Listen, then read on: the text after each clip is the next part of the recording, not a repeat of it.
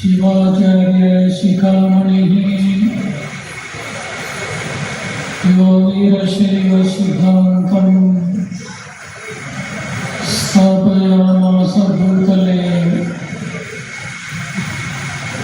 ಬೆಟ್ಟವು ನಿನ್ನದೇ,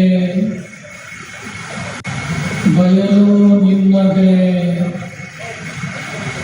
ಹಬ್ಬಲಿ ಎಲ್ಲೆಡೆ ಪ್ರೀತಿ, ಹಬ್ಬಲಿ ಎಲ್ಲೆಡೆ ಪ್ರೀತಿ. ನೆರಳು ಬಿಸಿಲು ಎಲ್ಲವೂ ನಿನ್ನದೇ, ನೆಲೆಸಲಿ ಎಲ್ಲೆಡೆ ಶಾಂತಿ, ನೆಲೆಸಲಿ ಎಲ್ಲೆಡೆ ಶಾಂತಿ. ಐತಿಹಾಸಿಕವಾದ ಬಸವ ಕಲ್ಯಾಣ ನಗರದಲ್ಲಿ ಸಂಯೋಜಿಸಿದಂಥ ಶರನ್ನವರಾತ್ರಿ ದಸರಾ ಧರ್ಮ ಸಮ್ಮೇಳನದ ನೇತೃತ್ವವನ್ನು ವಹಿಸಿ ನಿಮ್ಮೆಲ್ಲರಿಗೂ ಮಾರ್ಗದರ್ಶನ ನೀಡಿದಂಥ ಹಾರಗೋಡು ಹಿರೇಮಠದ ಶ್ರೀ ಶತಸ್ಥಲ ಬ್ರಹ್ಮ ಡಾಕ್ಟರ್ ಚನ್ನವೀರ ಶಿವಾಚಾರ್ಯ ಸ್ವಾಮಿಗಳವರೇ, ಸಮಾರಂಭದ ಸಮ್ಮುಖವನ್ನು ವಹಿಸಿದಂಥ ಅಖಿಲ ಭಾರತ ವೀರಶೈವ ಶಿವಾಚಾರ್ಯ ಸಂಸ್ಥೆಯ ಅಧ್ಯಕ್ಷರು, ಸಿಂಗ್ರಿ ಸಾರಂಗ ಮಠದ ಪಟ್ಟಾಧ್ಯಕ್ಷರಾದ ಶ್ರೀ ಶತಸ್ಥಲ ಬ್ರಹ್ಮ ಡಾಕ್ಟರ್ ಪ್ರಭು ಸಾರಂಗದೇವ ಶಿವಾಚಾರ್ಯ ಸ್ವಾಮಿಗಳವರೇ, ಮಾರ್ಗದರ್ಶನ ನೀಡಿದಂಥ ಮೇಕರ್ ತ್ರಿಪುರಾಂತಕ ಮತ್ತು ಗುರುರಕ್ಷೆಗೆ ಒಳಗಾದಂಥ ಶ್ರೀಗಳನ್ನು ಮೊದಲು ಮಾಡಿ ಸಮಾರಂಭದಲ್ಲಿ ಪಾಲ್ಗೊಂಡಿರುವ ಎಲ್ಲ ಮಠಗಳ ಶ್ರೀಗಳವರೇ, ಬಸವ ಕಲ್ಯಾಣ ಕ್ಷೇತ್ರದ ಕ್ರಿಯಾಶೀಲ ಜನಾನುರಾಗಿ ಶಾಸಕರಾದ ಸನ್ಮಾನ್ಯ ಶ್ರೀ ಶರಣು ಸರ್ಗಾರವರೇ, ಪೀಠದ ಪರಮ ಹಿತೈಷಿಗಳಾದಂಥ ಶೋಷಣಪ್ಪ ಸಿರಿ ಪರಿವಾರದವರೇ, ದಾಸೋಹ ಸೇವೆಯನ್ನು ಸಲ್ಲಿಸಿದಂಥ ಎಲ್ಲ ಮಹನೀಯರೇ, ಶರನ್ನವರಾತ್ರಿ ದಸರಾ ಮಹೋತ್ಸವ ಸಮಿತಿಯ ಎಲ್ಲ ಪದಾಧಿಕಾರಿಗಳವರೇ, ಸುದ್ದಿ ಮಾಧ್ಯಮದ ಪ್ರತಿನಿಧಿಗಳವರೇ, ಸಮಾರಂಭದಲ್ಲಿ ಪಾಲ್ಗೊಂಡಿರುವ ಸಮಸ್ತ ಧರ್ಮಾಭಿಮಾನಿಗಳೇ, ತಾಯಂದಿರೇ ಮತ್ತು ಮಕ್ಕಳೇ, ಬಸವ ಕಲ್ಯಾಣ ನಗರದ ಚಾರಿತ್ರಿಕ ಇತಿಹಾಸದಲ್ಲಿ ಅಷ್ಟೇ ಅಲ್ಲ, ರಂಭಾಪುರಿ ಪೀಠದ ಇತಿಹಾಸದಲ್ಲಿ ಅವಿಸ್ಮರಣೀಯವಾಗಿ ಉಳಿಯುವಂಥ ಈ ಸಮಾರಂಭ ಈ ಭಾಗದ ಭಕ್ತರ ಬಹುದಿನಗಳ ಸಂಕಲ್ಪ. ಈ ವರ್ಷ ಶಾಸಕರಾದಂಥ ಶರಣು ಸಲ್ಗರವರ ಒಂದು ಪ್ರಾಮಾಣಿಕ ಪ್ರಯತ್ನ, ನಿಮ್ಮೆಲ್ಲರ ಸಹಕಾರದಿಂದ ಇಂದಿನಿಂದ 10 ದಿನಗಳ ಕಾಲ ಬಸವ ಕಲ್ಯಾಣ ನಗರದಲ್ಲಿ ಶರನ್ನವರಾತ್ರಿ ದಸರಾ ಮಹೋತ್ಸವ ಪ್ರಾರಂಭಗೊಂಡಿದೆ. ನಿನ್ನೆ ಜಗದ್ಗುರುಗಳು ಈ ನಗರಕ್ಕೆ ಆಗಮಿಸಿದಾಗ ಮಳೆ ಸುರಿತಾ ಇದ್ರೂ ಕೂಡ ಆ ಮಳೆಯಲ್ಲಿನೇ ಭವ್ಯವಾದಂಥ ಮೆರವಣಿಗೆ ಮೂಲಕ ಡಿ.ಕೆ. ದೇವಿ ಕಲ್ಯಾಣ ಮಂಟಪದವರೆಗೆ ತಾವೆಲ್ಲ ಸಾಗಿ ಬಂದದ್ದು ಎಂದೆಂದೂ ಮರೆಯಲಾರದಂಥ ಅಪೂರ್ವ ಪ್ರಸಂಗ. ಬಹುಶಃ ಇವತ್ತು ಕೂಡ ಮಧ್ಯಾಹ್ನದಿಂದ ಒಂದೇ ಸಮ ಮಳೆ ಸುರಿತಾ ಇದೆ. ನಮಗನಿಸಿತ್ತು ಪ್ರಾರಂಭದ ದಿನವೇ ಮಳೆ ಹೆಚ್ಚಾಗಿ ಜನ ಮನೆಯಿಂದ ಹೊರಗೆ ಬರೋದು ಕಷ್ಟವಾಗ್ಬೋದು. ಏನೇ ಆಗಲಿ ಈ ಶರನ್ನವರಾತ್ರಿ ದಸರಾ ಮಹೋತ್ಸವದಲ್ಲಿ ಜಗದ್ಗುರುಗಳ ಸಿಂಹಾಸನವನ್ನು ಮಾಡಿ ಸಾಂಕೇತಿಕವಾಗಿ ಆದರೂ ಸಮಾರಂಭ ನಡೆಸಿ ಅಂದಿನ ಸಮಾರಂಭವನ್ನು ಪೂರ್ಣಗೊಳಿಸ್ತೇವೆ. ಹಿಂದಿನ ಕಾಲದಲ್ಲಿ ಇಂಥ ಜರ್ಮನ್ ಟೆಂಟ್ ಇರಲಿಲ್ಲ. ಓಪನ್ ಬಯಲಿನಲ್ಲೇ ಸಮಾರಂಭ ನಡೀತಾ ಇದೆ. ಮಳೆಯಿಂದಾಗಿ ಕಾರ್ಯಕ್ರಮ ಅಸ್ತವ್ಯಸ್ತಗೊಳ್ತಾ ಇದೆ. ಆದರೆ ಬಸವ ಕಲ್ಯಾಣ ಈ ನಗರದಲ್ಲಿ 6,000 ಜನ ಈ ಜರ್ಮನ್ ಟೆಂಟ್ ಸಭಾಂಗಣದಲ್ಲಿ ಕುಳಿತು ಈ ಸಮಾರಂಭವನ್ನು ನೋಡಲಿಕ್ಕೆ ಏನು ವ್ಯವಸ್ಥೆ ಮಾಡಿದ್ದಾರೆ ಅದನ್ನು ನಿಜವಾಗಲೂ ನಾವೆಲ್ಲ ಮೆಚ್ಚಿಕೊಡುವಂತಹ ಸಂದರ್ಭಗಳನ್ನು ಹೇಳಲಿಕ್ಕೆ ಬರೆಯುವುದಿಲ್ಲ. ಬಹಳ ಜನರು ಅಂದ್ಕೊಂಡಿದ್ರು ಬಸವ ಕಲ್ಯಾಣ ನಗರದಲ್ಲಿ ರಂಭಾಪುರಿ ಜಗದ್ಗುರುಗಳ ದಸರಾ ಮಹೋತ್ಸವ ನಡೆಯುವಂಥದ್ದು ಅನುಮಾನ ಅಂತ ಬಹಳ ಜನ ತಿಳ್ಕೊಂಡಿದ್ರು. ಆದರೆ ಇವತ್ತಿನ ದಿನ ಜಗದ್ಗುರು ರೇಣುಕಾದಿ ಪಂಚಾಚಾರ್ಯರ ಜಗಜ್ಯೋತಿ ಬಸವೇಶ್ವರರ ಒಂದು ಉದಾತ್ತವಾದಂಥ ಒಂದು ಸಂದೇಶಗಳು ಈ ಭಾಗದ ಜನರ ಮೇಲೆ ಅಗಾಧವಾದಂಥ ಪರಿಣಾಮವನ್ನು ಬೀರಿ ಈ ಸಮಾರಂಭ ನಡೆಯಲಿಕ್ಕೆ ದೊಡ್ಡ ಪ್ರಮಾಣದಲ್ಲಿ ವ್ಯವಸ್ಥೆ ಆಗಿರುವುದನ್ನು ಕಂಡು ಜಗದ್ಗುರುಗಳಿಗೆ ಅಷ್ಟೇ ಅಲ್ಲ ಎಲ್ಲ ಧರ್ಮಾಭಿಮಾನಿಗಳಿಗೆ ಹೆಮ್ಮೆ ಮತ್ತು ಸಂತೋಷವನ್ನು ಉಂಟು ಮಾಡಿದೆ. ಈ ದಸರಾ ಧರ್ಮ ಸಮ್ಮೇಳನಕ್ಕೆ ಕಾರಕೋಡು ಸಂಸ್ಥಾನದ ಡಾಕ್ಟರ್ ಚನ್ನವೀರ ಶಿವಾಚಾರ್ಯ ಸ್ವಾಮಿಗಳವರು ಗೌರವ ಅಧ್ಯಕ್ಷರಾಗಿ, ಮೇಕರ್ ಹಿರೇಮಠದ ಶ್ರೀ ರಾಜೇಶ್ವರ ಶಿವಾಚಾರ್ಯ ಸ್ವಾಮಿಗಳು ಮತ್ತು ತ್ರಿಪುರಾಂತದ ಗವಿಮಠದ ಶ್ರೀ ಅಭಿನವ ಘನಲಿಂಗ ಶಿವಾಚಾರ್ಯ ಸ್ವಾಮಿಗಳವರು ಮಾರ್ಗದರ್ಶಕರಾಗಿ ಈ ಸಂಭ್ರಮದ ಕಾರ್ಯಕ್ರಮಕ್ಕೆ ಕಾರಣೀಭೂತರಾಗಿದ್ದಾರೆ ಅನ್ನುವಂಥ ನೆನಪನ್ನು ಈ ಸಂದರ್ಭದಲ್ಲಿ ತಮ್ಮೆಲ್ಲರಿಗೆ ಕರೆಬಯಸ್ತಾ ಇದ್ದೇವೆ.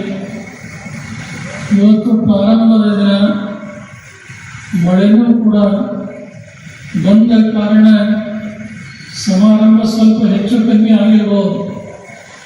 ಈ ಬಸವ ಕಲ್ಯಾಣ ನಗರದಲ್ಲಿ ಹಿಂದೆಂದೂ ಆಗದೇ ಇರುವಂಥ ಈ ಸಮಾರಂಭ ಕಾರ್ಯಕರ್ತರಿಗೆ ಸ್ವಲ್ಪ ಹೆಚ್ಚಿನ ಮಾಹಿತಿ ಇಲ್ಲದಕ್ಕೆ ಸ್ವಲ್ಪ ಏರುಪೇರು ಆಗಿರ್ಬೋದು. ಆದರೆ ನಾಳೆಯಿಂದ ಸರಿಯಾಗಿ ಎಲ್ಲ ಕಾರ್ಯಕ್ರಮಗಳು ನಡೀತಾಗ ಇವತ್ತಿನ ಅಪೂರ್ವ ಸಂದರ್ಭದಲ್ಲಿ BS ಯಡಿಯೂರಪ್ಪನವರು ಮಾಜಿ ಮುಖ್ಯಮಂತ್ರಿಗಳು ಈ ಸಮಾರಂಭವನ್ನು ಉದ್ಘಾಟಿಸಿ ತಮ್ಮ ಒಡಲ ನುಡಿಗಳನ್ನು ನಿಮ್ಮೆಲ್ಲರ ಜೊತೆಗೆ ಹಂಚಿಕೊಳ್ಳುವಂಥ ಸಂದರ್ಭ ಇತ್ತು.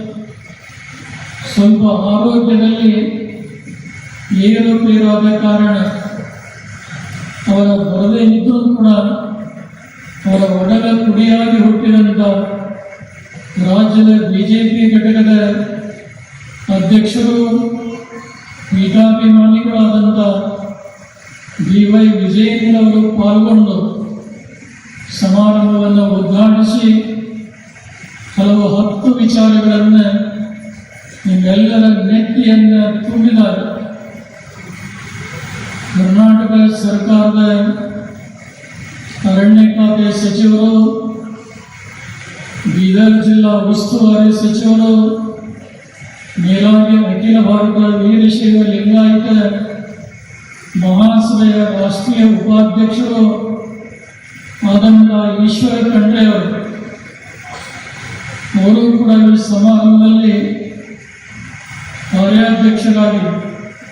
ಅಧ್ಯಕ್ಷರಾಗಿ ಏನು ಸಹಕಾರವನ್ನು ಕೊಟ್ಟಿದ್ದಾರೆ ಅಂತ ಈಶ್ವರ ಖಂಡ್ರೆ ಅವರು ಕೂಡ ಈ ಸಮಾರಂಭದ ವೇದಿಕೆಯಿಂದ ಈ ಭಾಗದಲ್ಲಿ ಮಳೆಯಿಂದಾದಂಥ ಅನಾಹುತ, ರೈತರು ಸಂಕಷ್ಟದಲ್ಲಿರುವಾಗ ಅವರ ನೆರವಿಗೆ ಎಷ್ಟು ಸಾಧ್ಯತೆ ಅಷ್ಟು ಸರ್ಕಾರದಿಂದ ಪ್ರಾಮಾಣಿಕ ಪ್ರಯತ್ನವನ್ನು ಮಾಡ್ತೇನೆ ಎನ್ನುವಂಥ ಭರವಸೆಯನ್ನು ಕೊಟ್ಟಿರುವುದನ್ನು ತಾವೆಲ್ಲ ಕೇಳಿದ್ದೀವಿ.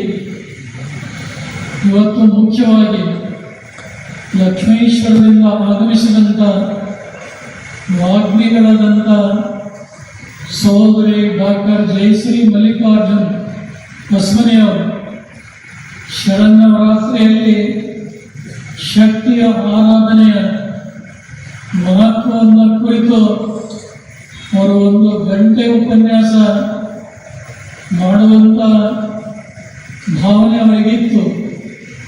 ಆದರೆ ಸಮಾರಂಭ ಬಹಳಷ್ಟು ಹೊತ್ತಾಗಿರುವುದರಿಂದ ಮಳೆಯಿಂದ ಕೆಲವು ಜನರು ಬಂದಿದ್ದರು, ಕೆಲವು ಜನ ಹೋದರು. ಆದರೆ ಇಂಥ ಸಂದರ್ಭದಲ್ಲಿ ಅವರು ಏನು ಹೇಳಬೇಕಾಗಿತ್ತು, ನವಶಕ್ತಿಯ ಮಹತ್ವ, ಯಾವ್ಯಾವ ಶಕ್ತಿ ಆರಾಧನೆಯಿಂದ ಮನುಷ್ಯನಿಗೆ ಏನೇನು ಪ್ರಾಪ್ತಿ ಆಗ್ತಾ ಇದೆ ಅನ್ನುವಂಥ ಅಮೂಲ್ಯವಾದಂಥ ಒಂದು ಉಪನ್ಯಾಸವನ್ನು ಈ ಸಮಾರಂಭದಲ್ಲಿ ನೀಡಿದ್ದಾರೆ. ನಮ್ಮ ಹಾರ್ಕೋಡ್ ಸಂಸ್ಥಾನ ಹಿರೇಮಠದ ಡಾಕ್ಟರ್ ಚನ್ನವೀರ ಶಿವಾಚಾರ್ಯ ಸ್ವಾಮಿಗಳು ಬಹುಶಃ ಅವರ ಮಾತುಗಳಂದ್ರೆ ಮುತ್ತುಗಳು ಕೂಡಿಸಿದಂತೆ ಒಂದಕ್ಕೊಂದು ಸಂಬಂಧದ ಸರಪಳಿಯೊಂದಿಗೆ ಇವತ್ತಿನ ಆಧುನಿಕ ಕಾಲದಲ್ಲಿ ಧರ್ಮದ ದಾರಿ ತಪ್ಪಿ ನಡೆಯುವಂಥ ಅನ್ಯಾಯದ ಅಧರ್ಮದಲ್ಲಿ ನಡೆಯುವಂಥ ಜನಸಮುದಾಯಕ್ಕೆ ತಮ್ಮ ತಾತ್ವಿಕ ಮನೋಭಾವನೆಗಳ ಮೂಲಕ ನಿಮ್ಮೆಲ್ಲರ ಮನಸ್ಸನ್ನು ಪರಿಶುದ್ಧಗೊಳಿಸುವಂಥ ನಿಟ್ಟಿನಲ್ಲಿ ಹಲವು 10 ವಿಚಾರಗಳನ್ನು ನಿಮ್ಮೆಲ್ಲರ ನೆತ್ತಿಯನ್ನು ತುಂಬಿದ್ದಾರೆ. ಆಚಾರ್ಯರ ಸಾಹಿತ್ಯದ ಜೊತೆಗೆ 12ನೇ ಶತಮಾನದ ಶರಣರ ಮತ್ತು ಅನೇಕ ದಾರ್ಶನಿಕ ಪುಣ್ಯ ಪುರುಷರ ಅನುಭವದ ನುಡಿಗಳನ್ನು ತಮ್ಮದೇ ಆದಂಥ ಸಾಹಿತ್ಯದ ಚೌಕಟ್ಟಿನಲ್ಲಿ ಅವುಗಳನ್ನು ಜೋಡಿಸಿ ತಮ್ಮೆಲ್ಲರಿಗೆ ಉಪದೇಶವನ್ನು ನೀಡಿರುವುದನ್ನು ನಾವು ಯಾರೂ ಕೂಡ ಮರೆಯಲಿಕ್ಕೆ ಸಾಧ್ಯ ಇಲ್ಲನ್ನುವಂಥ ಪರುಷವನ್ನು ವ್ಯಕ್ತಪಡಿಸಿ ಬಹುಶಃ ದಾವಣಗೆರೆಯಲ್ಲಿ ಅಖಿಲ ಭಾರತ ವೀರಶೈವ ಶಿವಾಚಾರ್ಯ ಸಂಸ್ಥೆ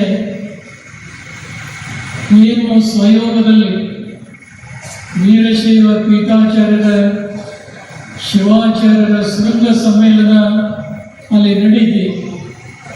ಆ ಶೃಂಗ ಸಮ್ಮೇಳನದಲ್ಲಿ ಈ ಹಿಂದೆ ಆ ಸಂಸ್ಥೆಯ ಅಧ್ಯಕ್ಷರಾದಂಥ ಗೌರವ ಅಧ್ಯಕ್ಷರಾದಂಥ ಯಡಿಯೂರು ಕ್ಷೇತ್ರದ ರೇಣುಕಾ ಶಿವಾಚಾರ್ಯ ಸ್ವಾಮಿಗಳು, ಅಧ್ಯಕ್ಷರಾದಂಥ ಮುಕ್ತಿಮಂದಿರ ಕ್ಷೇತ್ರದ ವಿಮಲ ರೇಣುಕ ವೀರ ಮುಕ್ತಿಮುನಿ ಶಿವಾಚಾರ್ಯ ಸ್ವಾಮಿಗಳವರು ಹಲವಾರು ವರ್ಷಗಳಿಂದ ಆ ಸಂಸ್ಥೆಯನ್ನು ಮುನ್ನಡೆಸಿಕೊಂಡು ಬಂದಿದ್ದೇವೆ.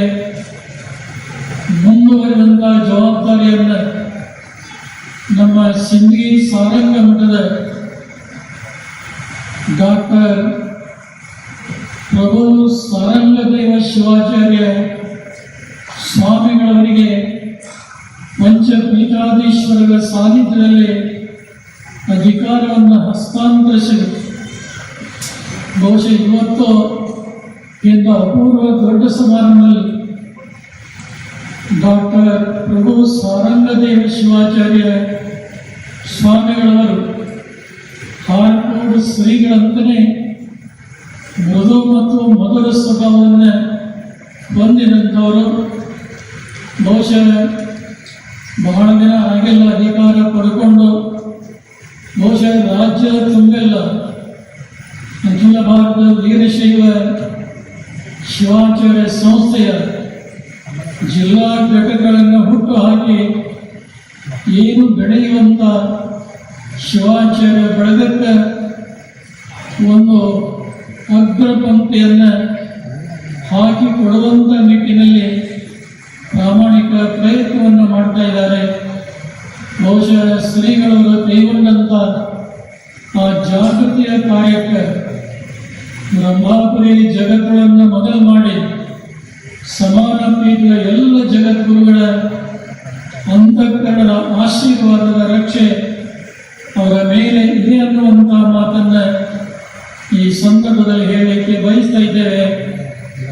ಶ್ರೀಗಳವರು ತಮ್ಮ ಮಾತಿನಲ್ಲಿ ವೀರಶೈವ ಧರ್ಮದಲ್ಲಿ ಮಾಡುವಂಥ ಇಷ್ಟಲಿಂಗ ಪೂಜೆ, ಅಂತ ಇಷ್ಟಲಿಂಗ ಮಹಾಪೂಜೆ ಈ ಕಲ್ಯಾಣ ನಾಡಿನಲ್ಲಿ ಬಸವ ಕಲ್ಯಾಣ ಕ್ಷೇತ್ರದಲ್ಲಿ 10 ದಿನಗಳ ಕಾಲ ನಿರಂತರವಾಗಿ ಏನು ನಡೀತಾ ಇದೆ ಅಂತ ಭಾಗ್ಯವನ್ನು ಪಡೆದಂಥ ಈ ಭಾಗದ ಭಕ್ತರು, ಪುಣ್ಯಶಾಲಿಗಳು, ಧನ್ಯಾತ್ಮರು ಅನ್ನುವಂಥ ಅಂಶವನ್ನು ಶ್ರೀಗಳವರು ಈ ಸಮಾರಂಭದಲ್ಲಿ ವ್ಯಕ್ತಪಡಿಸಿದ್ದಾರೆ. ಬಹುಶಃ ಎಲ್ಲರೂ ಮಾತನಾಡಿದ ನಂತರದಲ್ಲಿ ನಾವು ಮಾತನಾಡುವಂಥದ್ದು ಏನೂ ಇಲ್ಲ.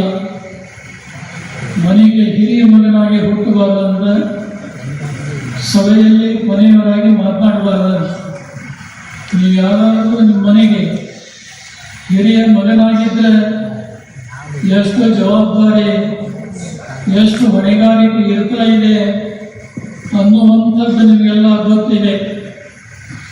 ಅದೇ ರೀತಿಯಾಗಿ ಸಮಾರಂಭದಲ್ಲಿ ಮೊದಲು ಮಾತನಾಡಿದಂಥ ಜನರನ್ನ ದೇವರ ಸಮಾನವಾಗಿ ಕಾಣ್ತಾರೆ ಜನ.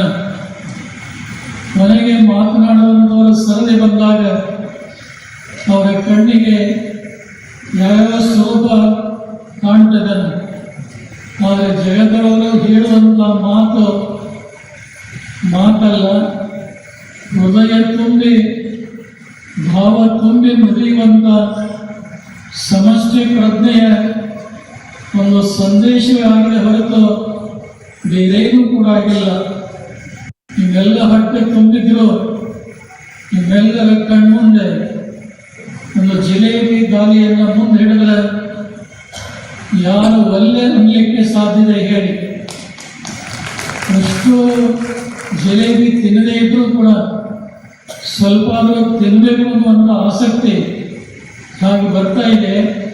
ಹಾಗೆ ಜಿಲೇಬಿ ಅಂತ ಸ್ವರೂಪದಲ್ಲಿ ಕೇವಲ ಸಾಂಕೇತಿಕವಾದಂಥ ಒಂದು ಸಂದೇಶವನ್ನು ಈ ಸಂದರ್ಭದಲ್ಲಿ ಕೊಡಲಿಕ್ಕೆ ಇಚ್ಛಾ ಪಡ್ತಾ ಇದೆ. ಈ ಭಾರತ ದೇಶ ಆಧ್ಯಾತ್ಮದ ತವರೂರು.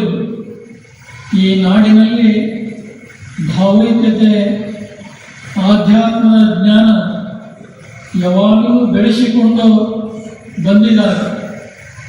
ಈ ಭಾರತ ಪುಣ್ಯ ನಾಡಿನಲ್ಲಿ ಹಲವಾರು ಧರ್ಮಗಳು, ಹಲವಾರು ಸಂಪ್ರದಾಯಗಳು ಬೆಳೆದುಕೊಂಡು ಬಂದಿವೆ. ಧರ್ಮ ಬೇರೆ ಬೇರೆ ಆದರೂ, ಆಚರಣೆಗಳು ಬೇರೆ ಬೇರೆ ಆದರೂ ಆ ಎಲ್ಲ ಧರ್ಮಗಳ ಕೊನೆಯ ಗುರಿ ಏನಿದೆಯಲ್ಲ ಅದು ಮಾನವರ ಕಲ್ಯಾಣವನ್ನೇ ಬಯಸುವಂತಾಗಿದೆ ಹೊರತು ಬೇರೇನೂ ಕೂಡ ಆಗಿಲ್ಲ. ಆ ಕಾರಣದಿಂದಾಗಿಯೇ ಶ್ರೀಮದ್ ಬ್ರಹ್ಮಾಪುರಿ ವೀರ ಗಂಗಾಧರ ಜಗದ್ಗುರುಗಳವರು ಮಾನವ ಧರ್ಮಕ್ಕೆ ಜಯವಾಗಲಿ, ಧರ್ಮದಿಂದಲೇ ವಿಶ್ವಕ್ಕೆ ಶಾಂತಿ ಅನ್ನುವಂಥ ಬಹುದೊಡ್ಡ ಸಂದೇಶವನ್ನು ಈ ನಾಡಿಗೆ ಕೊಟ್ಟಿದ್ದು ತಾವೆಲ್ಲ ಕೇಳ್ತಾ ಇದ್ದೇವೆ.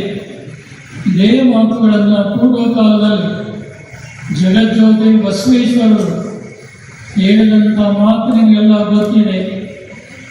ಇವನಾರವನೆಂದೆನಿಸದೆ ಇವ ನಮ್ಮವನೆಂದೆನಿಸಯ್ಯ ಕೂಡಲ ಸಂಗಮ ದೇವ ನಿಮ್ಮ ಮನೆ ಮಗನೆಂದೆನಿಸಯ್ಯ ಅಂದಂಥ ಭಕ್ತಿ ಭಂಡಾರಿ ಬಸವಣ್ಣವರು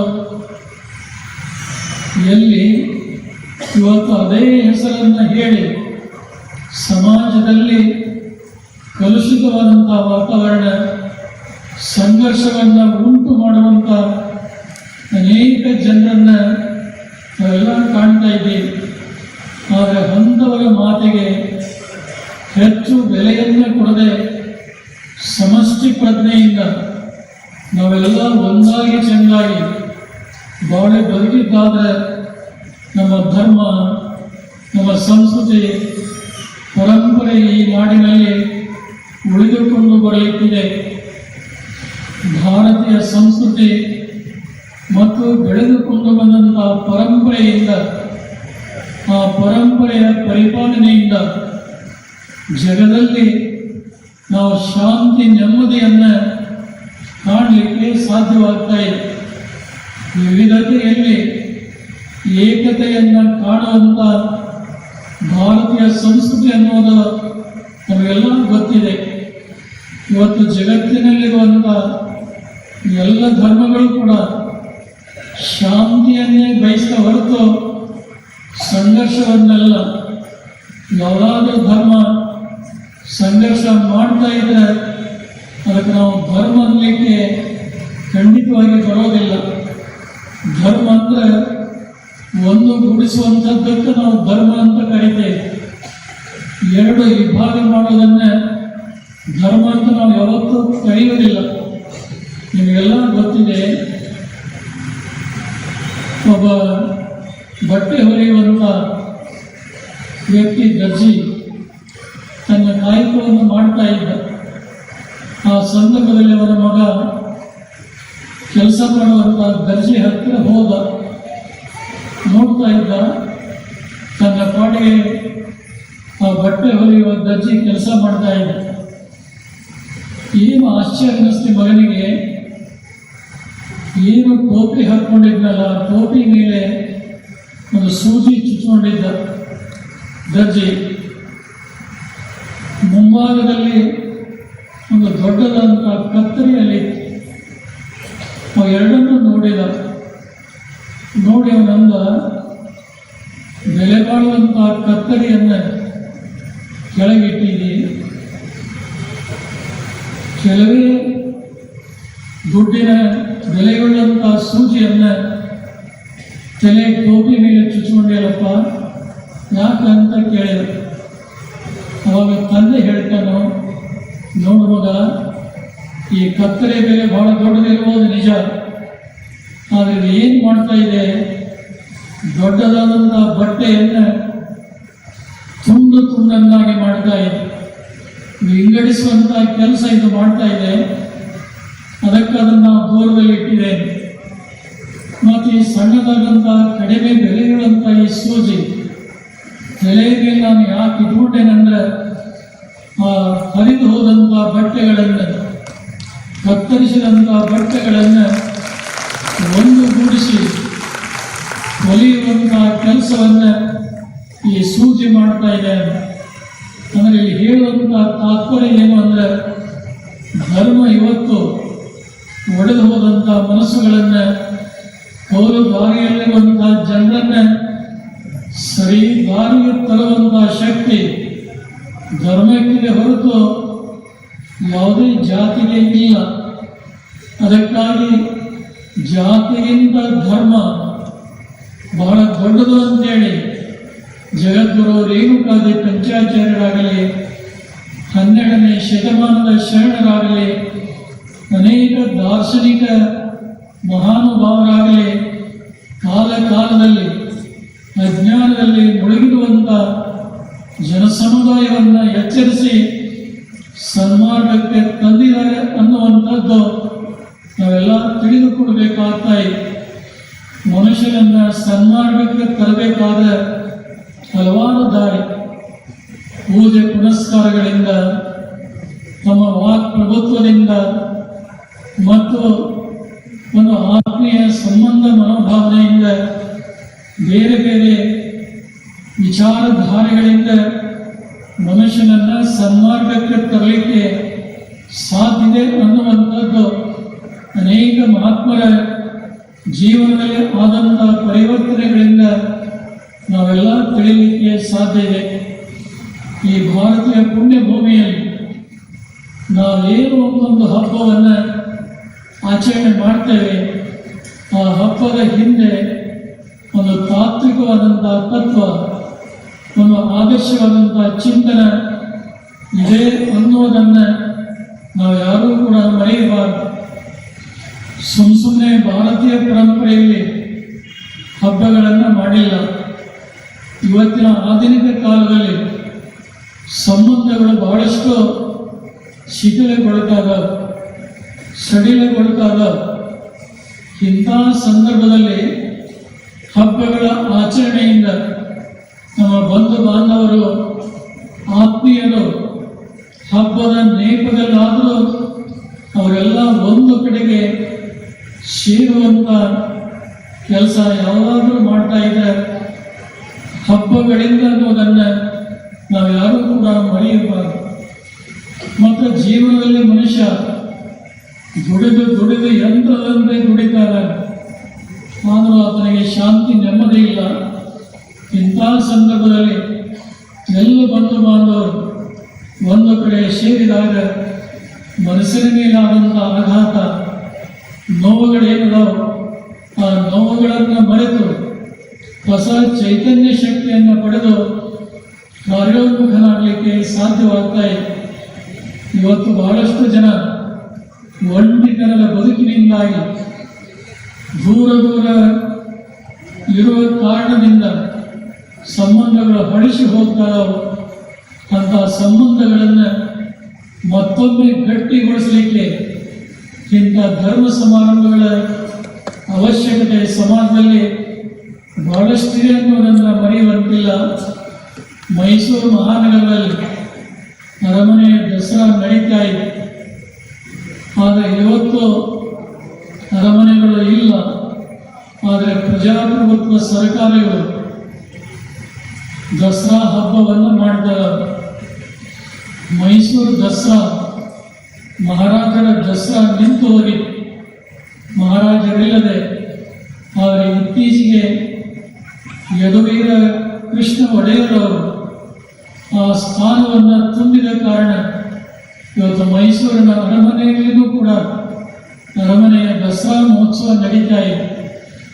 ಮೈಸೂರಿನಲ್ಲಿ ಅರಮನೆಯ ದಸರಾ ಮಹೋತ್ಸವ ನಡೆದರೆ ಬಸವ ಕಲ್ಯಾಣದಲ್ಲಿ ಗುರುಮನೆಯ ದಸರಾ ಮಹೋತ್ಸವ ನಡೀತಾ ಇದೆ ಎನ್ನುವುದನ್ನು ಶಾಸಕ ಶರಣು ಸೊಗರವರು ತಮ್ಮ ಸ್ವಾಗತ ಭಾಷಣದಲ್ಲಿ ಹೇಳಿದರು. ಅರಮನೆಯ ದಸರಾ ಮಹೋತ್ಸವದಲ್ಲಿ ಮನರಂಜನೆಯ ಕಾರ್ಯಕ್ರಮಗಳು, ಸಾಂಸ್ಕೃತಿಕ ಕಾರ್ಯಕ್ರಮಗಳು ನಡೆಯಬಹುದು. ಆದರೆ ಗುರುಮನೆಯ ದಸರಾ ಮಹೋತ್ಸವದಲ್ಲಿ ತತ್ವ, ಸಿದ್ಧಾಂತ, ರಾಷ್ಟ್ರಪ್ರೇಮ, ಕ್ರಿಯಾಶೀಲ ಬದುಕು, ಸಮಾಜದಲ್ಲಿ ಕೃಷಿ, ರೈತರ ಹಿತಚಿಂತನೆ, ಒಂದಲ್ಲ ಎರಡಲ್ಲ 10 ವಿಚಾರಗಳ ಬಗ್ಗೆ ಚಿಂತನ ಮಂಥನ ನಡೆಯುವಂಥ ಯಾವುದಾದ್ರೂ ಒಂದು ಸಮಾರಂಭ ಬ್ರಹ್ಮಾಪುರಿ ಪೀಠದ ಪರಂಪರೆಯಲ್ಲಿ ನಡೀತಾ ಇದೆ ಅಂದರೆ ಅದು ಶರನ್ನವರಾತ್ರಿ, ದಸರಾ, ಧರ್ಮ ಸಮ್ಮೇಳನವನ್ನು ಹೇಳಲಿಕ್ಕೆ ಮರೆಯೋದಿಲ್ಲ. ಮೈಸೂರಿನ ಅರಸರು ಮಾಡುವಂಥ ದಸರಾಕ್ಕಿಂತ ಪೂರ್ವದಲ್ಲಿ ವಿಜಯನಗರ ಸಾಮ್ರಾಜ್ಯದ ಅರಸರು ಈ ದಸರಾ ಮಹೋತ್ಸವವನ್ನು ಆಚರಿಸಿ ಶಕ್ತಿ ಪೂಜೆಯನ್ನು ಆರಾಧಿಸಿ ತಮ್ಮ ಪ್ರಜೆಗಳಿಗೆ ಒಳಿತನ್ನು ಬಯಸ್ತಾ ಇದ್ದರು. ವಿಜಯನಗರ ಸಾಮ್ರಾಜ್ಯ ಪತನವಾದ ನಂತರ ಮೈಸೂರಿನ ಅರಸು ಮನೆತನದವರು ಇದನ್ನು ಮುಂದುವರಿಸಿಕೊಂಡು ಬಂದರು. ಆದರೆ ಬ್ರಹ್ಮಾಪುರಿ ಪೀಠ ಪರಂಪರೆಯಲ್ಲಿ ಪೂರ್ವದ ಎಲ್ಲ ಜಗದ್ಗುರುಗಳು, ಮೂಲ ಜಗದ್ಗುರು ಬ್ರಹ್ಮಾಪುರಿ ಪೀಠದಲ್ಲಿದ್ದು ಶರನ್ನವರಾತ್ರಿ, ದಸರಾ ಮಹೋತ್ಸವದ ಆಚರಣೆಗಳನ್ನು ಮಾಡಿಕೊಂಡು ಬರ್ತಾ ಇದೆ. ಆದರೆ ಈ ಪರಂಪರೆಯಲ್ಲಿ ಬಂದಂಥ 118ನೇ ಪೀಠಾಧೀಶ್ವರರಾದ ಬ್ರಹ್ಮಾಪುರಿ ಪೀಠದ ನವನಿರ್ಮಾಣ ಶಿಲ್ಪಿ ಶ್ರೀ ಜಗದ್ಗುರು ಶಿವಾನಂದ ರಾಜೇಂದ್ರ ಶಿವಾಚಾರ್ಯ ಭಗವತ್ಪಾದರು ಈ ಪೀಠವನ್ನು ಆರೋಹಣ ಮಾಡಿದ ನಂತರ ಮೈಸೂರಿನ ನಾಲ್ವಡಿ ಕೃಷ್ಣರಾಜ ಒಡೆಯರವರು ತಮ್ಮ ಅರಮನೆಗೆ ರಾಜ ಗೌರವದೊಂದಿಗೆ ಬರಮಾಡಿಕೊಂಡು ಅವರ ಪಾದ ಪೂಜೆಯನ್ನು ಮಾಡಿ ಆ ಜಗದ್ಗುರುಗಳಲ್ಲಿ ಒಂದು ಪ್ರಾರ್ಥನೆ ಮಾಡಿದರು. ಈ ದಸರಾ ಮಹೋತ್ಸವ ಇದು ಅರಮನೆಗೆ ಅಷ್ಟೇ ಮೀಸಲಾಗಿರಬಾರ್ದು, ಗುರುಮನೆಯಲ್ಲಿ ಅಷ್ಟೇ ಮೀಸಲಾಗಿರಬಹುದು. ಸಮಾಜದಲ್ಲಿ ಕೊಳೆಯನ್ನು ತೊಳೆಯಲಿಕ್ಕೆ, ಜನರ ಮನೋಭಾವನೆಗಳನ್ನು ಪರಿಶುದ್ಧಗೊಳಿಸಲಿಕ್ಕೆ ಈ ನಾಡಿನ ನಾನಾ ಭಾಗಗಳಲ್ಲಿ ಈ ಶರನ್ನವರಾತ್ರಿ ದಸರಾ ಮಹೋತ್ಸವ ಆಚರಿಸಿಕೊಂಡು ಬರಬೇಕು ಅನ್ನುವಂಥ ಪ್ರಾರ್ಥನೆಯನ್ನು ಮಾಡಿ ಬಹುಶಃ ಮಹಾರಾಜರ ಪ್ರಾರ್ಥನೆಯನ್ನು ಮನ್ನಿಸಿ ಶಿವಾನಂದ ಜಗದ್ಗುರುಗಳು ಈ ನಾಡಿನ ನಾನಾ ಭಾಗದಲ್ಲಿ ಮಾಡಿ ಈ ಶರನ್ನವರಾತ್ರಿಗೆ ಒಂದು ಹೊಸ ನಾಂದಿಯನ್ನು ಹಾಡಿದರು. ತದನಂತರದಲ್ಲಿ ಪೀಠವನ್ನು ಆರೋಹಣ ಮಾಡಿದಂಥ ನೀವೆಲ್ಲರೂ ಕಂಡಂಥ ಮಾನವ ಧರ್ಮಕ್ಕೆ ಜಯವಾಗಲಿ, ಧರ್ಮದಿಂದಲೇ ವಿಶ್ವಕ್ಕೆ ಶಾಂತಿ ಅಂತ ವಿಶಾಲ ಸಂದೇಶವನ್ನು ಸಾರಿದಂಥ ಶ್ರೀಮದ್ ಬ್ರಹ್ಮಾಪುರಿ ವೀರ ಗಂಗಾಧರ ಜಗದ್ಗುರುಗಳು ಈ ದಸರಾ ಮಹೋತ್ಸವಕ್ಕೆ ಒಂದು ಹೊಸ ಆಯಾಮವನ್ನು, ಇದನ್ನು ಹೆಚ್ಚು ಪ್ರಬುದ್ಧಮಾನಕ್ಕೆ ತರುವಂಥ ನಿಟ್ಟಿನಲ್ಲಿ ಅವರೇನು ಕೆಲಸ ಮಾಡಿದರೋ ಅದನ್ನು ಇವತ್ತು ಈ ಸಮಾರಂಭದಲ್ಲಿ ನಾವೆಲ್ಲ ನೆನಪಿಸಿಕೊಳ್ಳುವಂಥ ಅಗತ್ಯ ಇದೆ ಅಂತ ನಾವು ಭಾವಿಸ್ತಾ ಇದ್ದೇವೆ. ಅವರ ನಂತರದಲ್ಲಿ 121ನೇ ಸ್ಥಾನವನ್ನು ಅಲಂಕರಿಸಿದಂಥ ನಮ್ಮ ಹಿಂದಿನ ಲಿಂಗೈಕ್ಯ ಜಗದ್ಗುರು ಪ್ರಸನ್ನ ರೇಣುಕ ವೀರ ರುದ್ರಮುನಿದೇವ ಶಿವಾಚಾರ್ಯ ಭಗವತ್ಪಾದರು ಈಗ ಪರಂಪರೆಯಂತೆ ಶರನ್ನವರಾತ್ರಿಯನ್ನು ಅಲ್ಲಲ್ಲಿ ಆಚರಿಸಿಕೊಂಡು ಬಂದರು. ಇವತ್ತು ಅವರಿಂದ ತೆರವಾದಂತಹ ಸ್ಥಾನವನ್ನು 1992ರಲ್ಲಿ ಈ ವೀರಪೀಠವನ್ನು ಆರೋಹಣ ಮಾಡಿದ ನಂತರ ಮೊಟ್ಟ ಮೊದಲಿಗೆ ವಿಜಯಪುರ ಜಿಲ್ಲೆ ಬಸವನ ಬಾಗೇವಾಡಿ ತಾಲೂಕಿನ ಹೋಬಳಿ ಮಟ್ಟದ ನಿಡುಗುಂದಿಯಲ್ಲಿ ಪ್ರಥಮ ದಸರಾ ಮಹೋತ್ಸವ ನಡೀತಿ. ಗ್ರಾಮೀಣ ಭಾಗರಾಗಿದ್ದರೂ ಕೂಡ ದಿನನಿತ್ಯದಲ್ಲಿ 16,000 ಜನ ಆ ಸಮಾರಂಭದಲ್ಲಿ ಪಾಲ್ಗೊಂಡು ಆ ಸಮಾರಂಭಕ್ಕೊಂದು ವಿಶೇಷವಾದಂಥ ಮೆರಗನ್ನು ತಂದುಕೊಟ್ಟರು. ಅನ್ನೋದು ನಿಡುಗುಂದಿ ಗ್ರಾಮ ಆಯಿತು. ಇವತ್ತು ಅದು ನಿಡುಗುಂದಿ ತಾಲೂಕಾಗಿ ಪರಿವರ್ತನೆ ಆಯಿತು ಅನ್ನುವಂಥ ನೆನಪನ್ನು ನಮ್ಮೆಲ್ಲರಿಗೆ ತರಲಿಕ್ಕೆ ಇಚ್ಛೆ ಪಡ್ತಾ ಇದ್ದೇವೆ. ಅಲ್ಲಿಂದ ಪ್ರಾರಂಭಗೊಂಡಂಥ ಈ ದಸರಾ ಮಹೋತ್ಸವ ಎಂಥ ಕಠಿಣ ಪ್ರಸಂಗಗಳೇ ಬರಲಿ, ದಸರಾ ಮಹೋತ್ಸವ ನಿಂತಿಲ್ಲ. ಕೊರೋನಾ ಸಂದರ್ಭದಲ್ಲಿ ಮೂಲ ಪೀಠದಲ್ಲಿ ಈ ದಸರಾ ಮಹೋತ್ಸವ ಆಚರಣೆಯನ್ನು ಮಾಡೋದನ್ನು ನಾವು ಬಿಡಲಿಲ್ಲ. ಮತ್ತು ಎರಡನೇ ಅವಧಿಗೆ ಕೊರೋನಾ ಬಂದಾಗ ಸ್ವಲ್ಪ ಕಮ್ಮಿ ಆಗಿದೆ.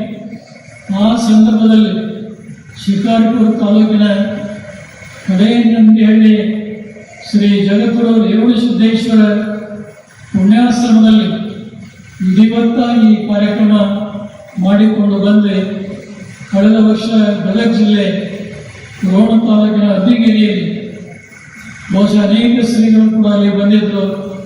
ಮಾನ್ಯ ಶಾಸಕರಾದಂಥ ಶರಣು ಸಲಗರವರು ನಾವೆಲ್ಲ ಆತ್ಮೀಯ ಬಳಗದೊಂದಿಗೆ ಬಂದು ಈ ವರ್ಷ ನಡೆಯುವಂತಹ ಸಮಾರಂಭಕ್ಕೆ ಆಮಂತ್ರಣವನ್ನು ಕೊಟ್ಟರು.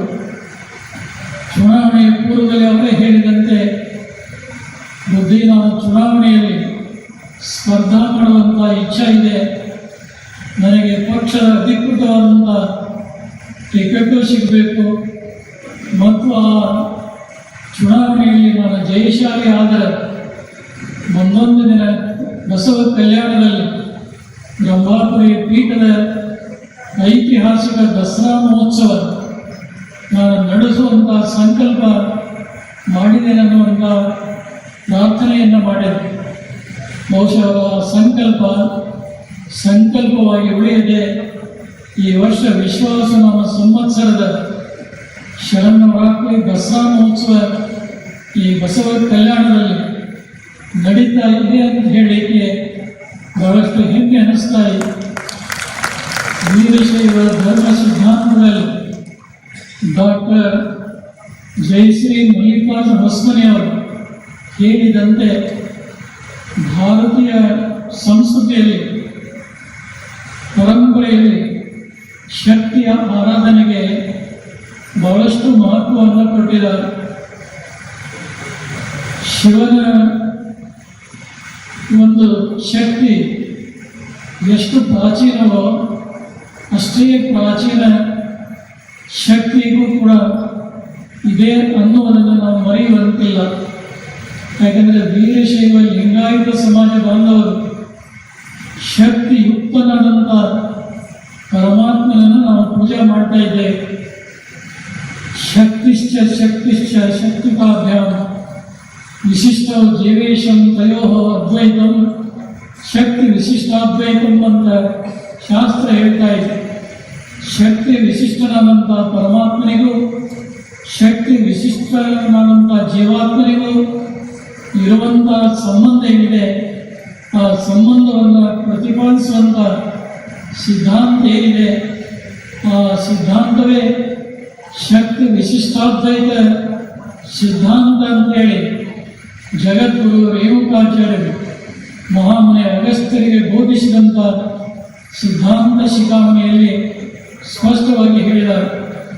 ಇವತ್ತು ಶಿವನನ್ನು ಬಿಟ್ಟು ಶಕ್ತಿಯಾಗಲಿ, ಶಕ್ತಿಯನ್ನು ಬಿಟ್ಟು ಶಿವನಾಗಲಿ ಇಲ್ಲ. ಈಗ ಹೂವಿನಲ್ಲಿ ಸುಗಂಧ ಬೇರ್ಪಡಿಸಲಿಕ್ಕೆ ಹೇಗೆ ಸಾಧ್ಯ ಇಲ್ಲ, ಸಕ್ಕರೆಯಲ್ಲಿ ಸಿಹಿ, ಆ ಸಕ್ಕರೆಯಿಂದ ಸಿಹಿಯನ್ನು ಬೇರ್ಪಡಿಸಲಿಕ್ಕೆ ಯಾವಾಗ ಸಾಧ್ಯ ಇಲ್ಲವೋ ಹಾಗೆ ಶಿವಶಕ್ತಿ ಯಾವಾಗಲೂ ಕೂಡ ಒಂದಾಗಿ ನಮ್ಮೆಲ್ಲರ ಬಾಳ ಬದುಕಿಗೆ ಅದರ ಶಕ್ತಿಯನ್ನು ಉಂಟು ಮಾಡ್ತಾ ಇದೆ ಅನ್ನೋದನ್ನು ಮರೆಯುವಂತಿಲ್ಲ.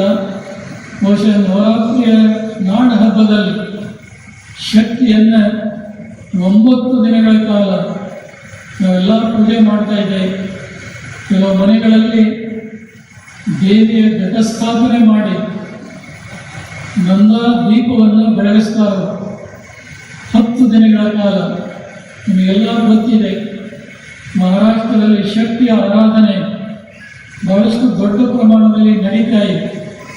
ಈ ಕರ್ನಾಟಕದಲ್ಲಿಯೂ ಕೂಡ ಅಲ್ಲಲ್ಲಿ ಈ ಶಕ್ತಿಯ ಆರಾಧನೆ ನವರಾತ್ರಿ ಹಬ್ಬದ ಆಚರಣೆ ಬಹಳಷ್ಟು ವೈಶಿಷ್ಟ್ಯಪೂರ್ಣವಾಗಿ ನಡೀತಾ ಅನ್ನೋದನ್ನು ಹೇಳಲಿಕ್ಕೆ ಮರೆಯೋದಿಲ್ಲ.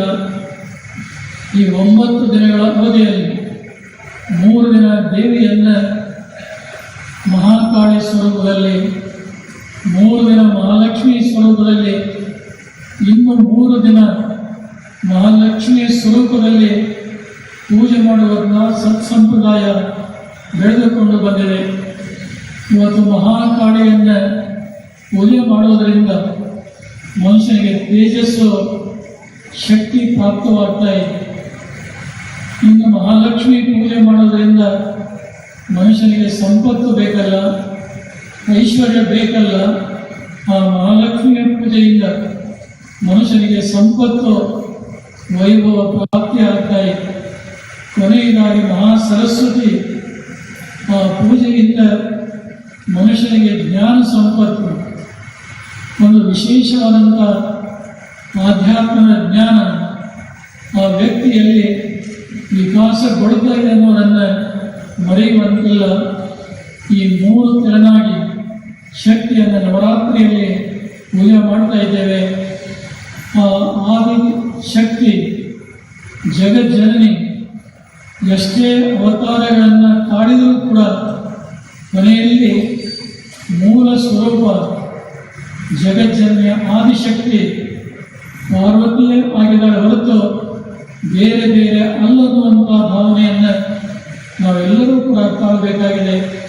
ಅಂತ ಜಗಜ್ಜನನಿಯ ನವರಾತ್ರಿ ಆರಾಧನೆಯಲ್ಲಿ ಏನೊಂದು ಸಂಭ್ರಮ ಸಡಗರ ಇದು ಇವತ್ತಿನಿಂದಲ್ಲ, ಬ್ರಹ್ಮಾತ್ರಿ ಪೀಠದ ಪರಂಪರೆಯಿಂದ ಬಂದಂಥ ಕೊಡುಗೆ. ಬಹುಶಃ ನೀವೆಲ್ಲ ನೋಡಿದರೆ ಬಹಳ ಜನರಿಗೆ ಆಶ್ಚರ್ಯವಾಗ್ಬೋದು, ಆನಂದವೂ ಆಗ್ಬೋದು. ಹಾಕಿಕೊಂಡಂಥ ವೇಷಭೂಷಣ, ಧರಿಸಿಕೊಂಡಂಥ ಆಭರಣ ಇವುಗಳೆಲ್ಲ ನೋಡಿದರೆ ಏನು ಯಾವುದರ ಸಂಕೇತ ಅಂದರೆ ಹಿಂದೂ ಮುಸ್ಲಿಂ ಭಾವೈಕ್ಯತೆಯ ಸಂಕೇತ ಕಟ್ಟಿರುವಂಥ ಪೀಠ, ಆ ಪೀಠಕ್ಕೆ ಧರಿಸಿರುವಂಥ ಆಭರಣ, ಮುತ್ತು ರತ್ನ ವಜ್ರ ವೈಭವದಿಂದ ಅಲಂಕರಿಸಿದಂಥ ಆಭರಣ ಇವನ್ನೆಲ್ಲ ನೋಡಿದರೆ ನಿಮಗೆಲ್ಲ ಆಶ್ಚರ್ಯವಾಗ್ತಾಯಿದೆ, ಆನಂದವೂ ಕೂಡ ಆಗ್ತಾಯಿದೆ. ಹೀಗೆ ಎಲ್ಲ ಸಂದರ್ಭದಲ್ಲಿ ಜಗದ್ಗುರುಗಳು ಈಗ ಇರ್ತಾರಂತಲ್ಲ. ಕೆಲವು ಜನರು ಟೀಕೆ ಮಾಡ್ತಾರೆ, ಏನಪ್ಪ ಅವರು ಇಷ್ಟೊಂದು ವೈಭವದಿಂದ ನಡೀತಾರೆ. ಆದರೆ ಒಂದು ಮಾತು ತಿಳ್ಕೊಳ್ಳಿ, ವೀರಶೈವ ಧರ್ಮದ ಗುರುಪೀಠಗಳಿಗೆ ವೈರಾಗ್ಯವೂ ಇದೆ, ವೈಭವವೂ ಕೂಡ ಇದೆ. ಇವತ್ತು ವೈರಾಗ್ಯ ಇರುವಂಥದ್ದು ನಮ್ಮ ಆತ್ಮಜ್ಞಾನವನ್ನು ಸಮರ್ಥನೆ ಮಾಡಿಕೊಳ್ಳಿಕ್ಕೆ ಬಂದಂಥ ಭಕ್ತರು ತಲೆಬಾಗಿದಾಗ ಅವರಿಗೆ ಒಳ್ಳೆಯದಾಗಲಿ ಅಂತ ಆಶೀರ್ವಾದ ಮಾಡಬೇಕಾದ್ರೆ ತಪಶಕ್ತಿ, ವೈರಾಗ್ಯ ಇರಬೇಕಾಗ್ತಾ ಇದೆ. ಇದು ಒಂದು ಮಹತ್ವದ ಗುಣ. ಇನ್ನೊಂದು ವೈಭವ, ಜಗದೊಳಗೆ ಧರಿಸಿದಂಥ ಈ ವೈಭವ ಐಶ್ವರ್ಯದ ಸಂಪತ್ತಿನ ಸಂಕೇತ ಇದೆ. ಈ ಸಂಪತ್ತು ನಮ್ಮ ಎಲ್ಲ ಭಕ್ತರಿಗೂ ಅವರಿಗೆ ಪ್ರಾಪ್ತವಾಗಬೇಕು ಅಂತೇಳಿ ವಜ್ರ ವೈಡೂರ್ಯಗಳಿಂದ ಅವರಿಗೆ ಆಶೀರ್ವಾದ ಮಾಡುವಂಥ ಪರಿಪಾಠ ಬೆಳೆದುಕೊಂಡು ಬಂದಿದೆ. ವೈರಾಗ್ಯ ಮತ್ತು ವೈಭವ ಇವು ಯಾರಿಗಾದರೂ ಉದಾಹರಣ ವೀರಶೈವ ಧರ್ಮದ ಪಂಚನೀತಿಗಳಿಗೆಲ್ಲ ಹೊರತು ಬೇರೆ ಯಾರಿಗೂ ಕೂಡ ಇಲ್ಲ. ಆದರೆ ಇಲ್ಲದವರಿಗೆ ನಮಗಿಲ್ಲ ಅನ್ನುವಂಥ ಹೊರಗಿನಿಂದ ಕೆಲವರು ಅಲ್ಲ ಸಲ್ಲದ ಮಾತುಗಳನ್ನು ಆಡ್ಬೋದು. ಆಗ ಆ ಮಾತಿಗೆ ಹೆಚ್ಚು ಬೆಲೆಯನ್ನು ನಾವು ಕೊಡದೆ ನಾವು ಭಾರತೀಯ ಉತ್ಕೃಷ್ಟ ಸಂಸ್ಕೃತಿಯಲ್ಲಿ ಬೆಳೆದುಕೊಂಡು ಬಂದಂಥ ಆದರ್ಶಗಳಿಂದ ಕಾಲ ಕಾಲದಿಂದ ಪೂರ್ವಜರು ಏನು ಆಚರಣೆ ಮಾಡಿಕೊಂಡು ಬಂದಿದ್ದಾರೆ ಅವುಗಳನ್ನು ಮಾಡಿಕೊಂಡು ಬರುವಂಥದ್ದೇ ನಮ್ಮ ಒಂದು ಆದ್ಯ ಕರ್ತವ್ಯ ಅನ್ನುವುದನ್ನು ಈ ಸಂದರ್ಭದಲ್ಲಿ ಹೇಳಲಿಕ್ಕೆ ಮರೆಯುವುದಿಲ್ಲ. ಬೆಳಗ್ಗೆ BKDP ಕಲ್ಯಾಣ ಮಂಟಪದಲ್ಲಿ ಇಷ್ಟಲಿಂಗ ಮಹಾಪೂಜೆ ನಡೀತಾ ಇದೆ. ಬಹುಶಃ ಇವತ್ತು ಘಟಸ್ಥಾಪನೆ ಇರುವುದರಿಂದ ಸ್ವಲ್ಪ ಜನರು ಬರಲಿಕ್ಕೆ ಸ್ವಲ್ಪ ತಡವಾಗಿರ್ಬೋದು. ನಾಳೆಯಿಂದ ದಶಮಿಯವರೆಗೆ ಆ ಇಷ್ಟಲಿಂಗ ಮಹಾಪೂಜೆ ನಡೀತಾ ಇದೆ. ಆ ಮಹಾಪೂಜೆಯಲ್ಲಿ ಹೆಚ್ಚಿನ ಸಂಖ್ಯೆಯಲ್ಲಿ ನಾವೆಲ್ಲ ಬರಬೇಕು. ಮತ್ತು ಈ ಭಾಗದ ಶಾಮುವೆ ಮಹಿಳಾ ಬಳಗದ ಸದಸ್ಯರು ಒಂದೊಂದು ಓಣಿಯಿಂದ ಪೂಜೆಗಾಗಿ ಅಪರೋಧಗಳನ್ನು ಹೊತ್ತು ತರ್ತಾ ಇದ್ದಾರೆ. ಅಂದರೆ ಆ ಓಣಿಯ ಜನ ಅಷ್ಟೇ ಬರಬೇಕಂತಲ್ಲ, ನಮ್ಮ ಓಣಿಯ ಜೊತೆಗೆ ಬೇರೆ ಬೇರೆ ಓಣಿಯ ಜನರು ಕೂಡ ಬರಲಿಕ್ಕೆ ಯಾವುದೇ ಅಭ್ಯಂತರ ಇಲ್ಲ. ನೀವು ಬರುವಾಗ ಗುರು ಕೊಟ್ಟಿರುವಂಥ ಇಷ್ಟಲಿಂಗವನ್ನು ತಂದು ಪೂಜೆ ಮಾಡಿಸಿಕೊಂಡು ಕೃತಾರ್ಥರಾಗಿ ಸಂಜೆ ನಡೆಯುವಂಥ ಈ ಸಮಾರಂಭ 6:30 ಗಂಟೆಗೆ ಪ್ರಕಟ ಮಾಡಿದ್ದಾರೆ. ನೀವು ಇವತ್ತು ನೋಡಿದ್ದೀರಿ. ಇನ್ನೂ 6:30ಕ್ಕಿಂತ ಮೊದಲನೇ ನಾವು ಇಲ್ಲಿಗೆ ಬಂದ್ವಿ. ಇನ್ನೂ ನೀವು ಭಾಳ ಜನ ಬಂದಿದ್ದಿಲ್ಲ. ಆದರೆ ಈ ಸಮಾರಂಭ ಅಂತಿಮ ಸಮಾರಂಭ ಅಲ್ಲ. ಸಮಯಕ್ಕೆ ಬಹಳಷ್ಟು ಪ್ರಾಧಾನ್ಯತೆಯನ್ನು ಕೊಡ್ತೇವೆ. ಮತ್ತು ನಮ್ಮ ದಸರಾ ಮಹೋತ್ಸವ ಸಮಿತಿಯವರಿಗೆ ಒಂದು ಸೂಚನೆ, ಭಾಳ ಜನ ಹಾರ ಹಾಕಲಿಕ್ಕೆ ಅತ್ಯುತ್ತರ ವೇದಿಕೆ ಮೇಲೆ ಕೆಲವರು ಓಡಾಡ್ತಾರೆ. ಒಂದು ಸಮಾರಂಭ ಆ ರೀತಿ ಪದ್ಧತಿ ಇಲ್ಲ.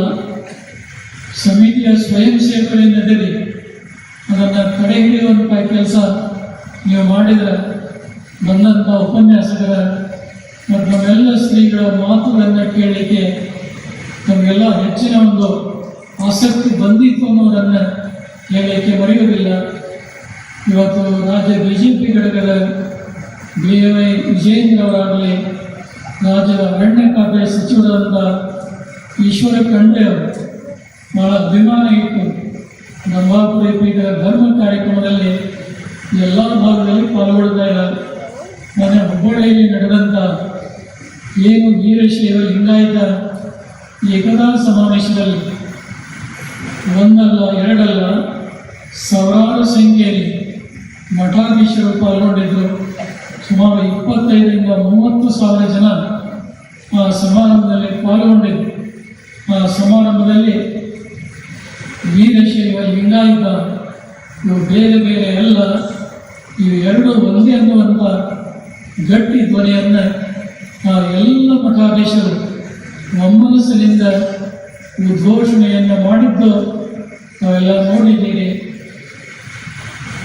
ಇಂಥ ಸಮಾವೇಶಗಳ ಮೂಲಕ ಸಮಾಜದಲ್ಲಿ ಒಂದು ಆರೋಗ್ಯಪೂರ್ಣವಾದಂಥ ಸಮಾಜ ಕಟ್ಟಲಿಕ್ಕೆ ಇವೆಲ್ಲ ಒಂದು ಪ್ರೇರಕ ಶಕ್ತಿಯಾಗಿ ಇಂಥ ಸಮಾರಂಭಗಳಿಂದ ಅದು ಜನರಿಗೆ ತಿಳ್ಕೊಳ್ಳಿಕ್ಕೆ ಆ ದಾರಿಯಲ್ಲಿ ನಡೀಲಿಕ್ಕೆ ಅವಕಾಶವಾಗ್ತಾ ಇದೆ ಅನ್ನುವಂಥ ನೆನವನ್ನು ಮತ್ತೊಮ್ಮೆ ನಮ್ಮೆಲ್ಲರಿಗೆ ತಂದು ಸಮಯ 10:30 ಆಗ್ತಾ ಇರೋದರಿಂದ ಮತ್ತೆ ನಾಳಿನ ಸಮಾರಂಭದಲ್ಲಿ ಮುಂದುವರೆದಂಥ ಅನೇಕ ವಿಚಾರಗಳನ್ನು ಪ್ರಸ್ತಾವನೆಯನ್ನು ಮಾಡ್ತೀವಿ ಅನ್ನುವಂಥ ಸೂಚನೆಯನ್ನು ಕೊಡ್ತಾ ಇವತ್ತು ದಾಸೋಹದ ಸೇವೆಗಾಗಿ ಮಾರ್ಕೋಡ್ ಸಂಸ್ಥಾನ ಹಿರಿಯ ಮಠದ ಎಲ್ಲ ಪರಿವಾರ ಶಿಷ್ಯರು ಅವರು ವಿಶೇಷವಾಗಿ 1 ದಿನವಲ್ಲ 2 ದಿನವಲ್ಲ 5 ದಿನಗಳ ಕಾಲ ದಾಸೋಹ ಸೇವೆ ಮಾಡಲಿಕ್ಕೆ ಮುಂದೆ ಬಂದಂಥ ಮಹಾದಾನಿಗಳು ಅವರಿಗೆ ಪ್ರೇರೇಪಣೆಯ ಶಕ್ತಿ ಡಾಕ್ಟರ್ ಚಂದ್ರವೀರ ಶಿವಾಚಾರ್ಯ ಸ್ವಾಮಿಗಳು ಅನ್ನುವಂಥ ಅಂಶವನ್ನು ಈ ಸಂದರ್ಭದಲ್ಲಿ ಮತ್ತೊಮ್ಮೆ ಪುನರುಚ್ಚರಿಸಿ ಯಾವುದಕ್ಕೂ ಕೊರತೆ ಇಲ್ಲ. ಎಲ್ಲ ವ್ಯವಸ್ಥೆಯ ಸಮಿತಿಯವರು ಮಾಡಿದ್ದಾರೆ. ಬಂದಂಥ ಭಕ್ತರಿಗೆ ಪ್ರಸಾದವಾಗಲಿ, ಬೆಳಗ್ಗೆ ಉಪಹಾರವಾಗಲಿ, ಆಗಮಿಸಿದಂಥ ನಮ್ಮೆಲ್ಲ ಮಠಾಧೀಶರಿಗಾಗಲಿ ಎಲ್ಲ ವ್ಯವಸ್ಥೆಯನ್ನು ಕಲ್ಪಿಸಿದ್ದಾರೆ. ಅದನ್ನು ಸದುಪಯೋಗಗೊಳಿಸಿಕೊಳ್ಳುವಂಥದ್ದು ಈ ಭಾಗದ ಭಕ್ತರ ಒಂದು ಕರ್ತವ್ಯ ಆಗಬೇಕು ಅನ್ನುವಂಥ ನೆನಪನ್ನು ಈ ಸಂದರ್ಭದಲ್ಲಿ ತಂದು ಈ ಪವಿತ್ರ ಸಮಾರಂಭದಲ್ಲಿ ಪಾಲ್ಗೊಂಡಂಥ ತಮ್ಮೆಲ್ಲರಿಗೆ, ವೇದಿಕೆಯ ಮೇಲಿರುವಂಥ ಎಲ್ಲ ಗಣ್ಯಮಾನ್ಯರಿಗೆ, ಸೇವಾ ಮಾಡಿದಂಥ ಎಲ್ಲ ಸದ್ಭಕ್ತರಿಗೆ, ಸಮಿತಿ ಎಲ್ಲ ಪದಾಧಿಕಾರಿಗಳವರಿಗೆ, ಪರಮದಯಾಳು ಪಾರ್ವತಿ ಪರಮೇಶ್ವರರು, ಜಗದಾದಿ ಜಗದ್ಗುರು ರೇಣುಕಾದಿ ಪಂಚಾಚಾರ್ಯರು, ಕ್ಷೇತ್ರನಾಥ ವೀರಭದ್ರ ಸ್ವಾಮಿ, 12ನೇ ಶತಮಾನದ ಬಸವಾದಿ ಶಿವಶರಣರ ಕೃಪಾ ಕಾರುಣ್ಯ ನಿಮ್ಮೆಲ್ಲರ ಶಿರದ ಮೇಲಿರಲಿ. ನಿಮ್ಮೆಲ್ಲರಿಗೂ ಆಯುಷ್ಯ, ಆರೋಗ್ಯ, ಭಾಗ್ಯ, ಸುಖ ಸಂಪದಗಳನ್ನು ಕೊಡಲಿ ಅಂತೇಳಿ ಹಾರೈಸಿ ಈ ಸಂದೇಶಕ್ಕೆ ವಿರಾಮ ಕೊಟ್ಟಿದ್ದೇವೆ. ಶಿವಮಯ.